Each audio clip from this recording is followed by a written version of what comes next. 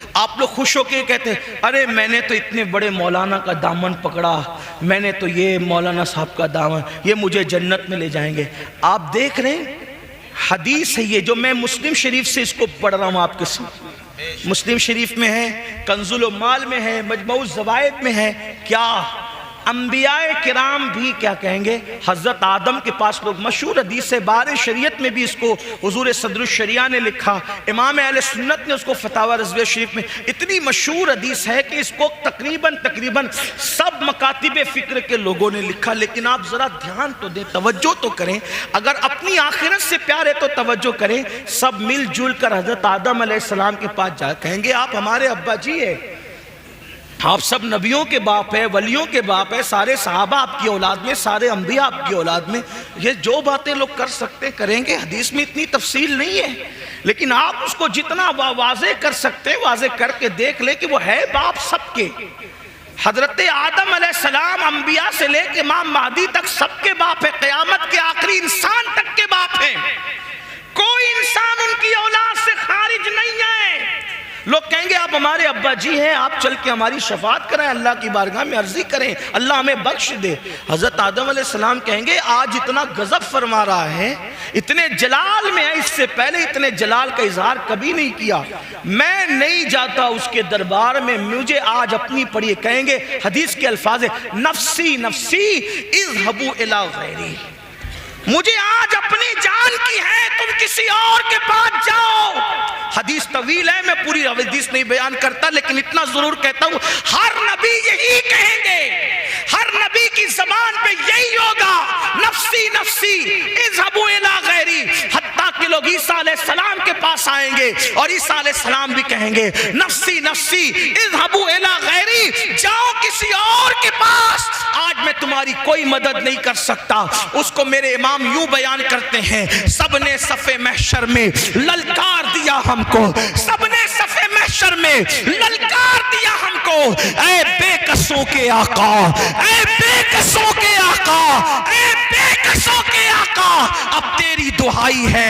اللہ اکبر، سارے انبیاء بھی یہ کہہ دیں گے جاؤ کسی اور کے پاس، جاؤ کسی اور کے پاس۔ اس وقت ایک ہی دروازہ ہوگا۔ اب دھیان سے سننا مسلمانوں، میری قوم کے جوانوں، اذانیں سن کر گانے سننے والوں، کانوں میں ایئر فون لگا کر اذان کے وقت تک گانے سننے والوں، فلمیں دیکھنے والوں، کرکٹ دیکھنے والوں، ڈراموں میں مبتلا ہونے والوں، اذان ہو رہی ہے پھر بھی کسی عورت پر پاپ کی نظر ڈال کر کے ہیرو کی نقل کرنے والوں، دل کے کانوں سے سن لو، جب سب نبی اذهبوا الی غیری کہیں گے، سب نبی نفسی نفسی کہیں گے، تو مرکزوں کا، عقیدتوں کا مرکز، نجات کا مرکز، اللہ اکبر، میدان محشر کے سب لوگوں کے لیے مرکز نجات کون سی ذات ہوگی؟ ایک ہی ذات ہوگی، آمنہ کا لال، عبداللہ کا لخت جگر، میرے اور آپ کی آقا مصطفیٰ جان رحمت، شفیع المذنبین، طٰہٰ و یاسین، انیس بے کساں، چارہ ساز درد مندہ، ایک ہی ذات ہے محمد الرسول اللہ کی، جو غلاموں کو یہ نہیں کہیں گے نفسی نفسی، یہ نہیں کہیں گے اذهبوا الی غیری، بلکہ یوں کہیں گے انا لہا انا لہا انا لہا، آؤ آج میں اسی کام کے لیے ہوں، آؤ آج میں اسی کام کے لیے ہوں۔ اب میرے آقا کہیں گے میں اسی کام کے لیے ہوں، لیکن دوسری حدیث اب سنو، آقا فرماتے ہیں جس نے جان بوجھ کے نماز چھوڑی، قیامت کے دن اس کے ساتھ میرا کوئی وعدہ نہیں ہے۔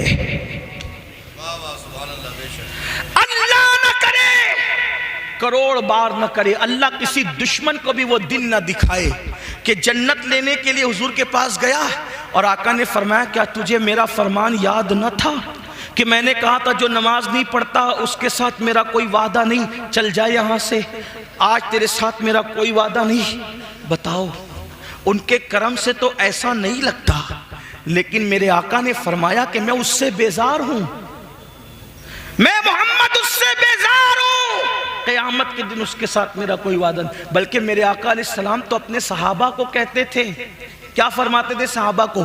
حضرت ابو ہریرہ سے کہا ابو ہریرہ بے نمازی کے قریب بھی مت بیٹھا کر، کیونکہ آسمان سے بے نمازی پہ لعنت برستی، بے نمازی کے ساتھ بیٹھنے سے بھی منع کیا گیا۔ بلکہ ایک حدیث پاک میں آتا ہے دو لوگوں پر بڑا بھیانک عذاب ہوگا قیامت میں، توجہ، کون سے دو لوگ؟ جہنم کی ایک وادی ایسی ہے کہ اس وادی سے جہنم ایک دن میں 5 مرتبہ پناہ مانگتا ہے۔ اس وادی میں 2 لوگ ہوں گے، ایک تو نماز کو ترک کرنے والا اور دوسرا حرام کھانے والا، حرام روزی کھانے والا، حرام لقمہ کھانے والا۔ آج نماز تو پڑھ ہی نہیں رہے۔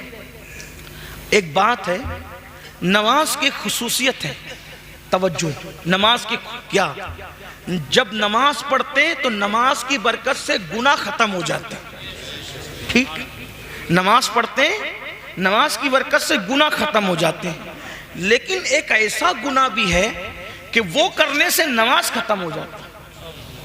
کوئی گناہ نماز کو ختم نہیں کرتا، توجہ کریں، کوئی گناہ نماز کو ضائع نہیں کرتا، نماز سارے گناہوں کو ضائع کر دیتی ہے، لیکن ایک گناہ ایسا ہے جو نماز کو بھی ضائع کر دیتا ہے۔ یعنی کتنا زہریلا ہے وہ گناہ، کتنا خطرناک ہے وہ گناہ جو نماز کو ختم کرتا ہے، نماز کو ضائع کرتا ہے۔ وہ گناہ کون سا ہے؟ اس گناہ کو کہتے ہیں لقمہ حرام، حرام روزی، جس میں آج میری قوم مبتلا ہے۔ کس اعتبار سے؟ آج سب سے زیادہ ایڈورٹائز کس کی آ رہی ہے؟ جوئے کی۔ جنگلی رمی کھیلو، راتوں رات کروڑ پتی بن جاؤ، اتنے لاکھ ملے، اتنے لاکھ ملے۔ تو لوگوں کا کیا حال ہے؟ چلو گھر بیٹھے، کس نے جانا یار پتھر توڑنے، کس نے جانا کرانہ دکان پہ گھنٹوں بیٹھنے، کس نے جانا مزدوری کرنے؟ موبائل لو، نرم گدوں پہ لیٹو اور رمی کھیلو اور کروڑ پتی بن جاؤ۔ یاد رکھنا، لالچ بری بلا ہے، لالچ بڑی بدترین بلا ہے۔ یاد رکھو، اگر جوے کے چکر میں پڑو گے، جیت گئے تو انجام کیا؟